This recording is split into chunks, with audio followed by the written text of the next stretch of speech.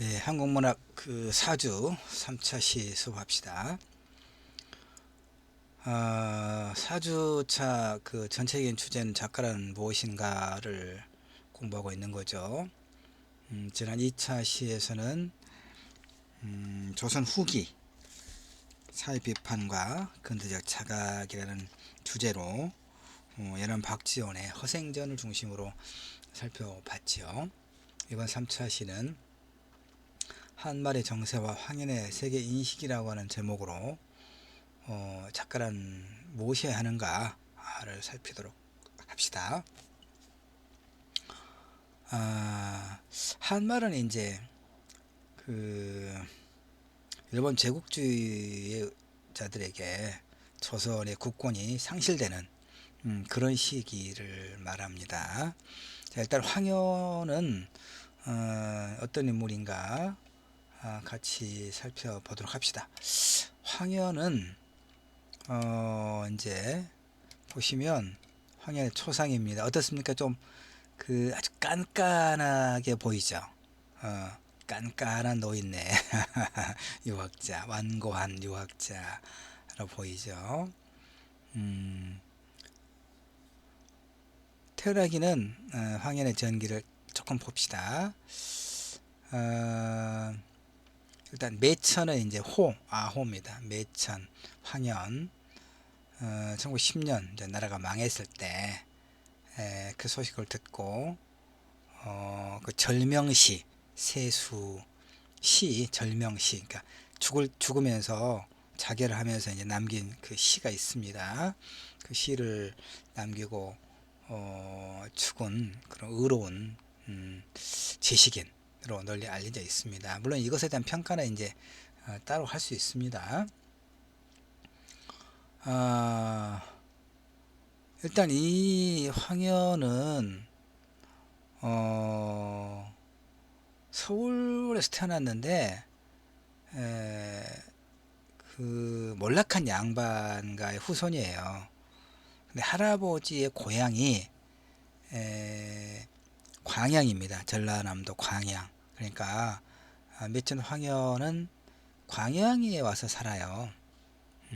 그래서 할아버지가 이제 그 몰락한 양반이어서 할아버지가 어쨌든 치산 이제 재산을 많이 모아가지고 황현 이 손자 황현만큼은 공부를 해서 과거에 나가고 벼슬하기를, 그래서 이제 그 몰락한 가문을 다시 일으켜 세워주기를 이제 간절히 바랐죠. 그래서 자기 아버지도 마찬가지 약 3,000권의 지금 그 내 서재에도 뭐 한 2,000권 책이 있습니다만은 좀 많이 버리고 그래서, 근데 그 당시에 이때 3,000권의 책을 마련해 주고 황현에게 공부를 하도록 그렇게 했으니까 할아버지 아버지가 대단한. 근데 벼슬을 못하죠.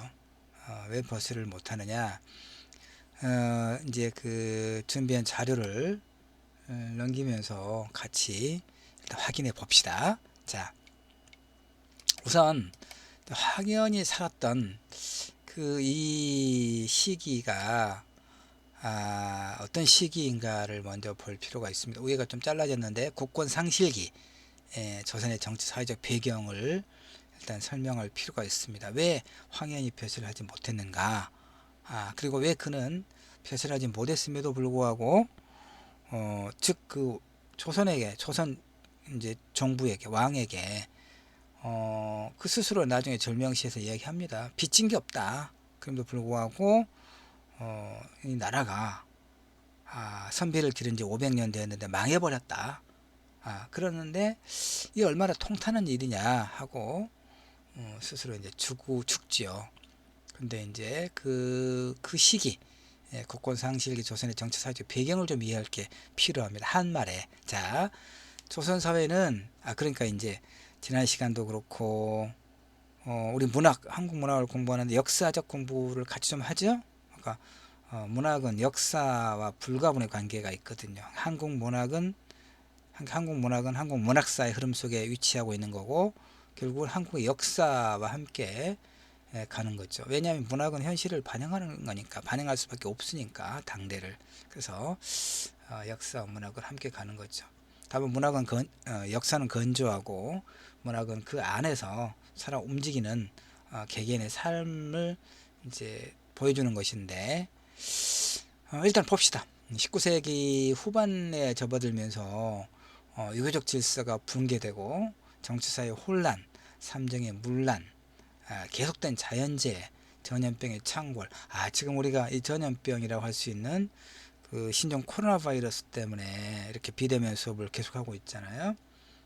많이 뭐 세계적으로 상당한 어려움에 직면해 있고, 이게 언제 끝날지 도무지 짐작조차 되지 않잖아요. 우리나라의 경우에 어쨌든 뭐 진정세로 확진자에 비해서 완치자가 50% 수준을 지금 넘어가고 있어서 조심스럽긴 하지만 뭐 언젠가는 끝나지 않겠는가. 근데 조선사회는 이제 전염병이 창궐을 해서 좀 이따 그 뒷 자료가 있을 수 있겠습니다. 이때 전염병은 말이에요, 뭐냐면 콜레라입니다. 콜레라.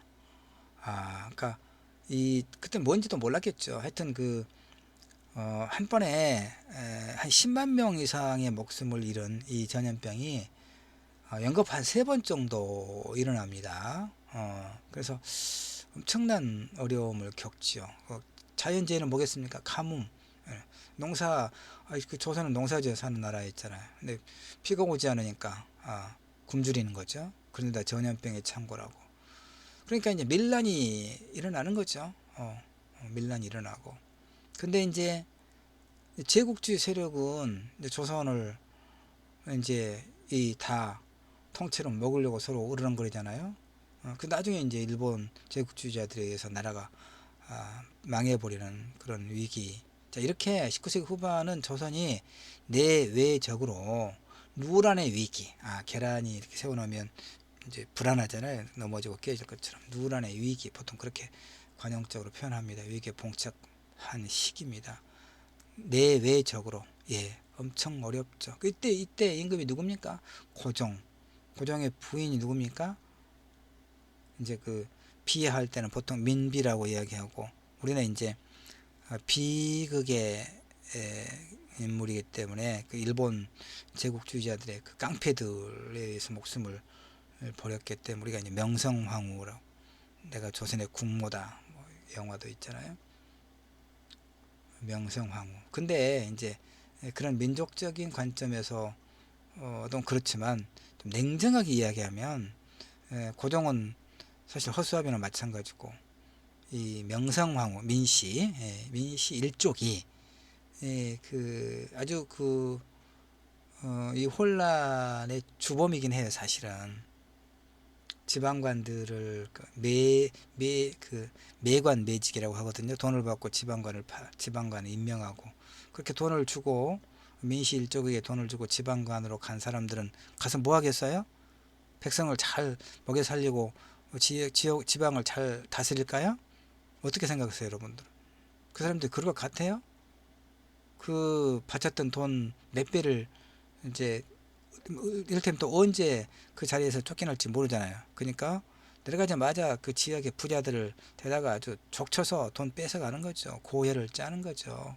이렇게 혼란이 일어납니다. 그러니까 그런 데다가 자연재해, 전염병, 그러니까 밀란이 일어날 수밖에 없죠. 먹고 살 길이 없으니까. 거기에다가 이제 제국주의 세력이 이렇게 각축을 벌이면서 조선을 물어뜯으려고 하잖아요. 결국 이제 일본 제국주의자들에게, 제국주의가 뭡니까, 여러분? 제국주의가 자본주의가 극대화된 거죠. 그러니까 이 경제력을 앞세워서 이제 군대를 양성하고 그러니까 쉽게 말해서 이제 그 시장을 확대해야 되는 거죠. 자본주의가 이제 그 생산수단의 사적 소유를 통해서 생산을 하고 소비를 통해서 이윤을 극대화하는 거잖아요. 근데 자국 내에서의 소비는 한계가 있죠. 그러니까 군대를 동원해서, 그 경제력을 기반으로 군대를 동원해서 다른 나라를 지배하는 거, 시장을 확장하는 거죠. 그러니까 일본 제국주의자들이 조선을 식민 지배했던 것은 결국은 일본 내에 그 자본주의 세력의 소비 시장을, 그러니까 원료를 생산하기 위한 원료를 값싸게 공급받고 그 다음에 생산한 것들을 소비할 수 있는 시장을 확보하기 위한 거죠. 그게 자본주의라고 이야기하는 겁니다. 하여튼 이런 상황이 19세기 후반인 거예요. 그때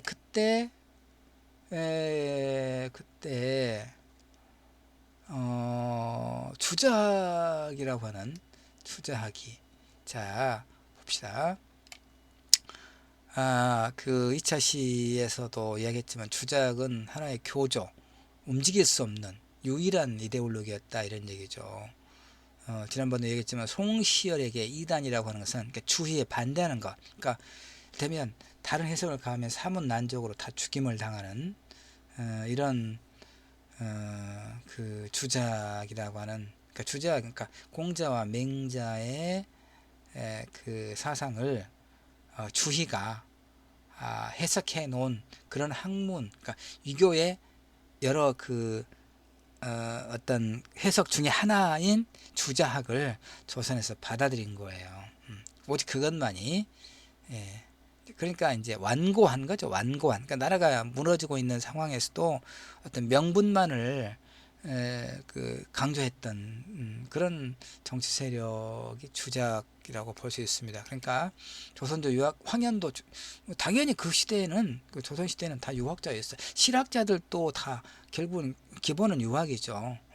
황현도 유학자였죠. 그러니까 천주교에 대한 강력한 탄압을 대원군의 가장 큰 업적으로 꼽은 것에서 알 수 있듯이 황현은 유교지에서 배치되는 이단 사상을 절대로 용납할 수 없다고 생각할 정도로 완고한 그 유학자였어요.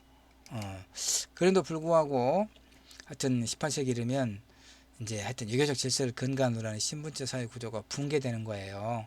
이 말은 뭐냐면 18세기 임진왜란 지나면서, 임진왜란과 병자호란 지나면서 지배층이 그 사회 다수를 차지하면 이미 지배층이라고 할 수 없지 않겠어요? 근데 당시 호적을 살펴보면 18세기 후반에 이르러 양반 인구가 50%, 이게 이제 그때 조선시대 양반은 병역의 의무도 지지 않았고 조세 의무도, 그러니까 세금도 안 내고 군대도 안 가는 거예요, 양반은. 근데 이때 보면 50%가 양반이 넘어가요. 이게 나라, 정상적인 나라입니까? 아니잖아요.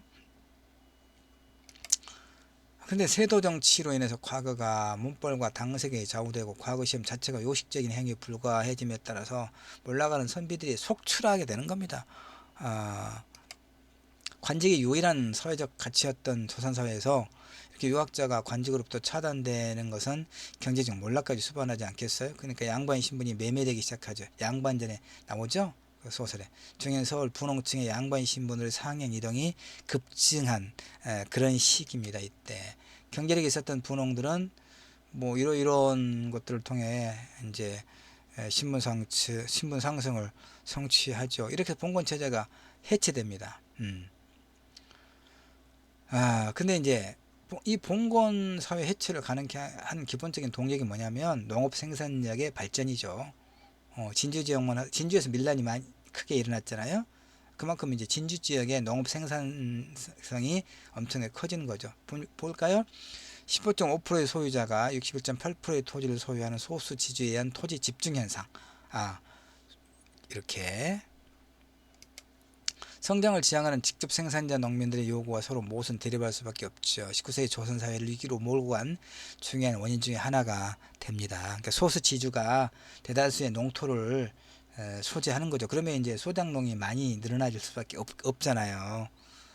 그러니까 밀란이 일어나는 거죠. 매관 배제, 아까 얘기했죠. 탐관 오리의 부패와 타락, 지방이 완전히 물러나는 거죠. 벼슬자리가 치배 수단이 되고 정권을 잡은 자들은 관직의 임기를 단축시켜서 자꾸 지방과를 교체합니다. 그걸 축제 수단을 활용하는 거죠. 돈을 벌기 위해서. 이런 관직의 불안정한 상태는 관리들에 의한 타막 행위를 더욱 조장해서 농민들의 수탈은 가중되는 그런 상황으로 내몰려요. 내몰립니다. 삼정의 문란이라고 하는 게 이제 이런 것이죠. 전정, 토지에 부과되는 세금, 군정, 군포, 징수행정, 그러니까 병역을 담당하게 하고 병역에 가는 대신에 일정한 세금을 따로 내는 거, 환정, 환국의 분배. 이제 보릿고개 때 그 곡식을 빌려줬다가 나중에 이제 받는 거, 이런 삼정이 문란해진다 이런 얘기, 엉망진창이 됐다 이런 얘기입니다. 그래서 자, 또 시간 25분 안에 이 자료를 다 정리를 해야 되니까 조금 또 생략을 하면서 빨리 합시다. 정리합시다. 자, 농민에 대한 무제한적 수탈이 가능해져서 부유한 농민들은 신분 상승의 방법을 통해 조세 수탈로부터 빠져나갑니다. 이들이 부담해야 할 조세는 몰락해 가고 있었던 빈농층에게 전가돼요. 이렇게 양반 계층 내에서도 부를 집적해 가는 소수 양반과 몰락해 가는 사족이 있었던 것처럼 농민층 내부에서도 부농과 빈농이라는 계급 분화와 그에 따른 대립관계가 나타나기 시작합니다. 일단 이 시기에 전염병이 만연하고 자연재해도 빈번하고 아까 얘기했죠. 10만 한꺼번에 10만 명 이상이 사망자가 나오는 그런 전염병이 한 200년 사이에 6번 정도나 될 정도였네. 콜레라. 콜레라. 이럴 때 조정이 하는 건 뭡니까? 하늘에 제사 지낸 거죠. 노예물 풀고 죄인을 사면하는 거. 홍수와 가뭄과 기상이변 그리고 흉년에 따른 백성들의 고통이 이루 말할 수 없었으나 가혹한 수탈과 기우제만이 행해지고 있었다는 얘기. 물론 이제 이런 그 몇 명의 그 극소수의 그 이런 학자들은 나라의 근간은 백성이다라고 이야기하긴 하지만 그들의 백성들은 사지로 내몰리고 있었던 것이 현실이거든요. 이때의 기록, 매천 황현의 매천 야록이라고 하는 이제 황현의 그 문집의 기록을 보면 이를테면 지방관의 그 탐학이 어느 정도 극심했는가가 나와요. 볼까요? 이범진이라는 자가 순천 부사로 있을 때 여러 기생들을 벌거벗겨 놓고 말이 간내는 놀이를 하였고 부민들에게 형벌을 가할 때, 그러니까 그 지역에 이제 부자들을 데리고 와서 아무 죄도 없는데 이제 돈을 받아내려고 곤장이나 매를 치지 않고 칼을 씌워 뜰하게 세워놓고 있다가 무릎을 조금만 구부려도 벌거벗겨 마구 매질을 했다 이런 얘기죠. 그들은 재산을 다 바치지 않으면 풀려나지 못했다. 이렇게 그냥 가는 곳마다 음욕을 채우고 포악을 일삼아 백성들의 재난을 마구 긁었었다라고 매천 황현은 이렇게 기록하고 있을 정도입니다. 이게 일반적인 현상이라고 보는 거죠. 이렇게 조선조의 지배질서와 그걸 지탱해온 주자학적 이념은 결정적으로 붕괴되어 있었는데 이걸 대체할 만한 신념체계나 새로운 비전의 제시는 보이지 않았다는 얘기죠. 대신에 도고체 밀란과 요것은 이렇게 정감록, 이게 이제 이렇게 됐네요. 정감록과 같은 무슨 비밀의 뭐 아닙니다. 이렇게 가로 표시가 이렇게 되는 정감록과 같은 참의설과 체제후의 동학이 조선도 지배질서의 근간을 뒤흔들어 놓지요. 그 다음에 이제 밀란은 지배층의 언어긴 합니다. 민간에서 반란이 일어났다는 얘기죠. 여러 군데서. 그럼 다 이제 어떻습니까? 다 진압도 당하죠. 진압당하고 또 죽음을 당하고 그렇습니다. 이럴 때 정감독이 정씨가 이 씨를 대신해서 정치인 이것이 메시아라고 하면 구원자. 이게 조선 후기 민중들이 갈망하던 고통 없는 세상을 실현시켜줄 해방자다. 이런 이제 정감독이 이제 또 많은 사람들이 유행을 해서 이제 사람들이 또 떠나는 거예요. 십승기라고 해서 떠나고 인구 이동을 가져오기도 하고 조선기 밀란에는 빠짐없이 정감독이 등장하거나 중요한 고리가 되고 있고 또 영모라고 해서 다 또 죽이고 뭐 이런 거죠. 고종 때까지 밀란이 이어지고 동학농민전쟁 1896년일 거예요. 1896년이 동학농민전쟁 1800 연도를 1894년이 갑오개이고 1896년이 동학농민전쟁 절정에 이른 거죠. 최저의 동학이 또 이제 이게 뭐 샤머니즘 지금은 이제 여기 천도교로 이렇게 됐죠. 도교적 샤머니즘 도교적 색채를 띠고 처음에 이제 경주에서 최재우에 의해서 동학이 됐을 때 동학은 동양 이제 그 천주교 서학에 맞서서 동학이라고 했죠. 근데 이제 민족 자주적 사상이긴 하죠. 그러니까 많은 백성들이 정감록에 혹하고 또 나중에 이 동학에 많이 교화해요. 들어갑니다. 동학은 이제 뭡니까? 그 동학이 많은 백성들이 특히 평민들, 천민들이 동학에 이제 귀했던 것은 동학의 인대천 사상 때문에 그렇죠. 예? 인대천이 뭡니까? 사람이 곧 하늘이다 이런 거죠. 만민 평등 사상이에요. 그러니까 얼마나 많은 사람들이 환영을 했겠습니까? 특히 이제 근데 경상도에서 발언했지만 특히 이제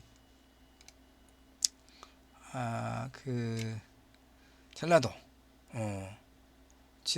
이 지역의 차별과 수탈이 심했기 때문에 특히 전라도 농민들이 이제 동학 땅을 중심으로 그래서 동학 농민 전쟁이 일어났던 것도 전주 뭐 그 정읍 고부 그쪽 아닙니까?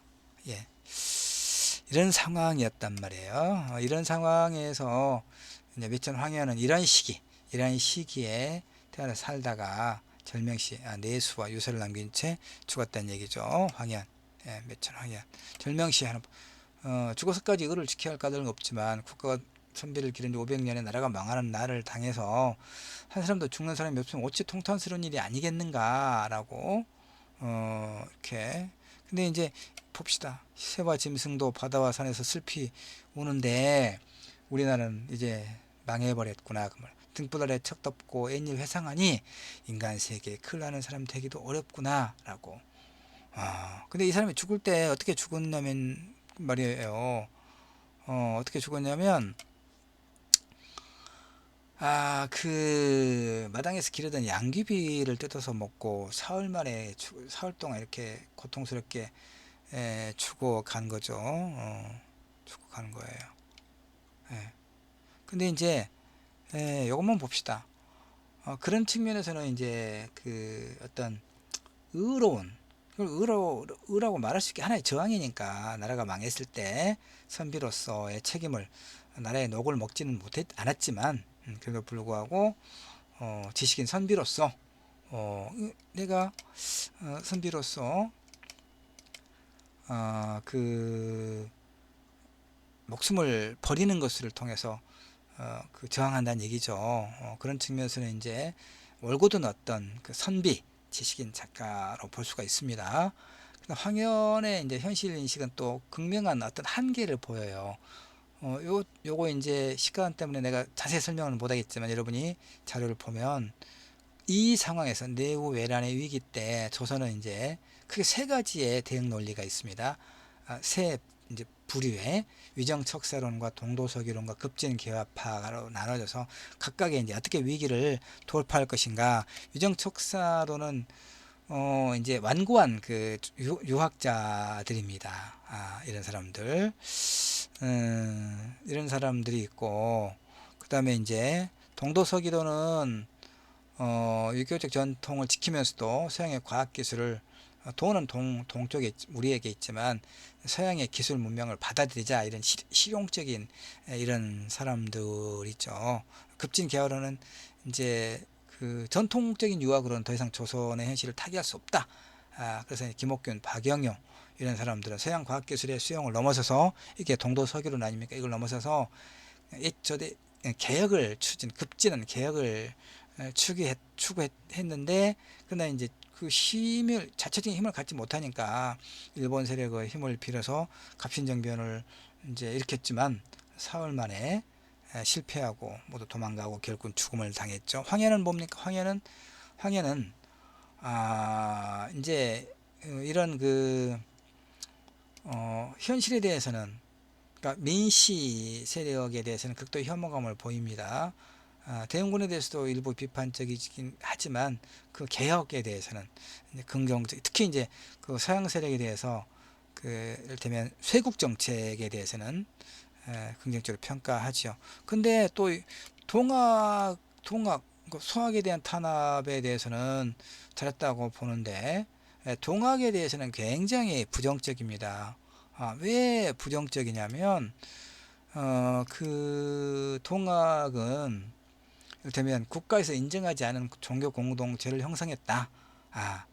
그래서 다른 유학자들이 그랬듯이 동학을 서학과 같은 위험한 이단이라고 확신했던 그런 얘기죠.